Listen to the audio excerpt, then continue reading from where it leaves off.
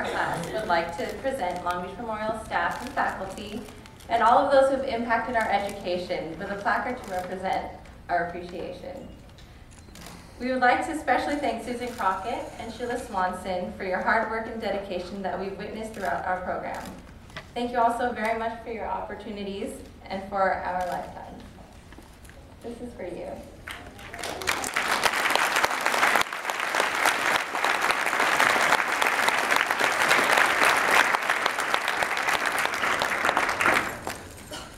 Okay, so good evening, everyone. For those of you that do not know me yet, my name is Larice, and I'm just 148th of this remarkable cohort of young men and women. And for those of you that do know me, I ask that you allow me just a few minutes to share with everyone the overwhelming journey that consumed the last 2 years of our lives. When we first walked into the nursing building, we were timid undergrads who spoke only through necessity. We sat in those cool new spaceship swivel desks, eager to learn whatever nursing school had to offer, simply because we had been yearning to be a part of the program for most of our lives. Then, slowly we began to make new friends. We learned each other's interests, our similarities. Shoot, half of you even learned how to say my name right. And that's a feat indeed, but might I remind you, at this point, we still couldn't pronounce ischemia. So with the kindling of these new friendships, each of us listened to each other and spoke so eagerly about the dreams of our futures. Before we knew it, we were forming bonds that would eventually become the foundation of our cohort's success. I say this because if you think back to our first semester, you can probably recall the stressful experience of meeting our first patients. How we hovered just outside the doorway of their rooms to practice our introductions. How we walked in with high hopes but with even higher anxiety. And how nervous we would get when Karen or Jeanette or any instructor would approach us for fear that the words they uttered would be a verbal quiz on that one med that we never managed to memorize. This was also the semester where we were introduced to care plans. And boy, did we think those were hard. My, what an awkward bunch of stressed out students.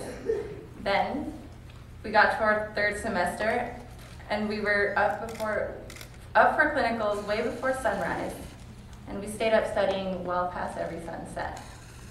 Coffee became our best friends in an endless war with our circadian rhythms. So, with all the stressors of our first few semesters, it's a no-brainer we would all fall back onto each other's shoulders for help. We could have gone to our dear friends or maybe to our family members, but at the end of the day, nobody understands nursing school better than the nursing students right in there with you. As the days went by, the semesters progressed and stress continued to increase. We complained, we cried, and to offset the tears, we laughed and we celebrated as much as we could. Sometimes, some of us feared that we wouldn't make it through. Some of us didn't make it through. And some of us even thought about giving up. I know for sure I was one of those people. I remember reasoning with myself, asking myself, what difference does it make? 12-12T will still be 12-12T, and I might potentially be happier. But back in our third semester, when we were completing hours for a psych rotation, I had the pleasure of working with an inspiring staff at Long Beach Community Hospital, who, despite all our flaws and convictions, still managed to see everyone in their immaculate state. On our last day there, they gathered us onto a beautiful rooftop for a debriefing of our time together. Here, away from the commotion of the bustling hospital below, they shared with us the story of the blue ribbons from the Make a Difference Foundation. Ultimately, the story provided us with insight as to how everything we do, no matter how seemingly insignificant, may affect another so profoundly in a way that we may never have imagined. A very short time after this debriefing, I was at a local pizza joint, I'm sure ordering the healthiest thing on the menu. The wait was longer than usual, and as I was standing there, a woman turned around to discuss the wait with me.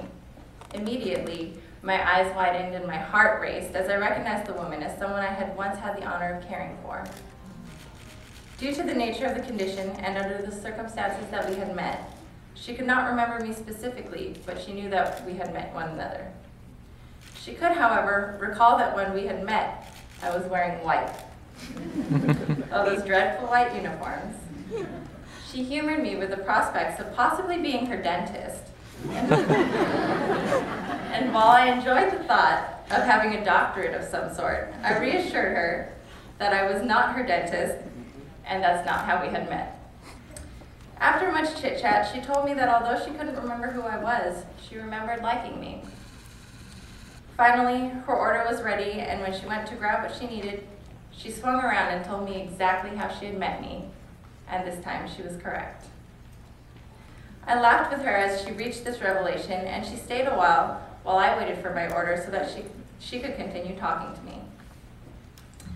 Apparently, she had remembered me because while reaching to put her phone in her purse to grab her order, her wallet reminded her of money, which in some way she related to me.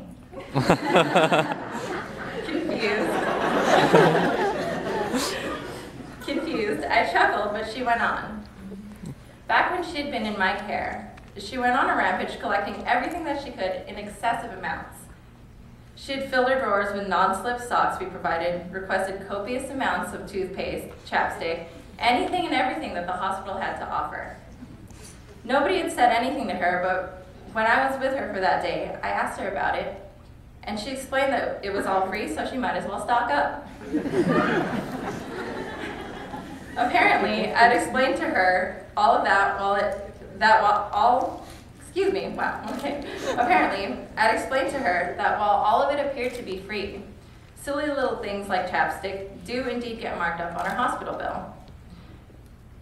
Although I couldn't recall this exact conversation with her while she was explaining it to me, she told me that immediately after I had said that, she stopped requesting things in excessive amounts, and even requested that the unopened things that she had obtained be returned. She also explained how surprised she was that no one had told her before me, and I was surprised about this too. So I'm sure by now most of you are wondering where I'm going with this. Well, I'm sharing this story with you now, almost exactly a year from the time that it happened and the time that I heard the blue ribbon story, because it brought me to a profound realization that helped me through the program and will undoubtedly help me through my future endeavors. And hopefully, it will do the same for you. It helped me realize that after everything we had been through, everything we had learned and experienced, and everything we have encountered in these few short years, we have been graced with the opportunity to impact hundreds, maybe someday thousands of people with a simple reassuring pat on the back, with the mere lend of an ear, a smile, or perhaps a quick, "So tell me more about why you want all those socks." I want to take this time now to reassure each and every one of you, and I don't just mean my cohort, but all of you sitting in this room, that you do make a difference. You've been doing so your whole life. Look around you.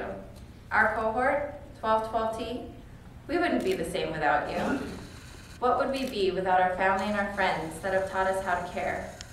Or the professors and instructors who have showed us how to provide this care? Surely our lives would be incomparable in such a scenario. And as we go on after today, we are no longer those timid undergrads we were 2 years ago. We're now confident new grads. Well, semi-confident at least. Probably the most rambunctious class that this school has ever seen.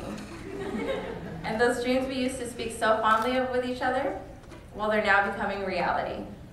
We will undoubtedly form new bonds along with these new beginnings ahead of us, and with every bond we form, whether they be with acquaintances, with colleagues, or even with patients, we will continue to make a difference with every decision we make. So 1212T, let us miss countless more sunrises and just as many sunsets, moving others with the grace of our now skilled hands, with the choices of our critically trained thought processes, and with the honesty and compassion of our naturally caring hearts. Let us maintain the bond of this cohort we cherish so dearly, and of course, let us always keep it classy. It has been an honor speaking for us on this special evening, and it has been an even greater honor to be a part of this cohort. A year ago, when I thought I might potentially be happier pursuing another career, I was so wrong. I know now I couldn't possibly be any happier. Thank you and congratulations 1212T. We did it.